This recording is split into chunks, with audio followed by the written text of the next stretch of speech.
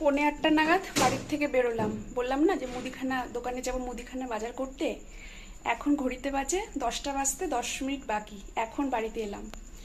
তো লিস্ট মিলিয়ে মিলিয়ে লিস্টের বাইরেও অনেক জিনিস ছিল, জানো তো, সব কিছু তো মনে ছিল না যে লিখবো। দোকানে বসে বসে এক এক করে মনে পড়লো। তো আর রান্নার ঠাকুর যা যা লিস্ট ধরিয়ে দিয়ে গেছে আমাদের হাতে, সেগুলো তো এনেছি। আর যেগুলো আমার মনে পড়েছে যে এটা তো লেখিনি বা এটা তো লেখা হয়েছিল না, সেগুলোও কিন্তু মনে করে করে নিয়ে এসেছি। তো এই যে ব্যাগ দেখতে পাচ্ছ, দাঁড়াও, কোনো কিছুই কিন্তু বাদ পড়েনি। এই যে সব কিছু নিয়ে এসেছি, এর মধ্যে পাতা গ্লাস সব রয়েছে, মানে যে পাতাতে খেতে দেওয়া হবে কি, পাতা গ্লাস 2খানা ব্যাগ ভর্তি আছে।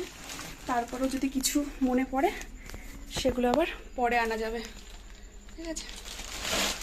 রাখো তো ঠিক করে, ধরো তো, ধরো ধরো।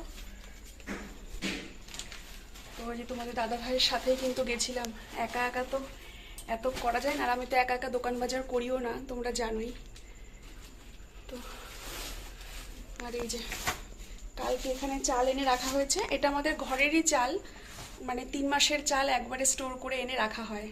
তো চাল ছিল, তাও ভাবলাম যে এনেই রাখি।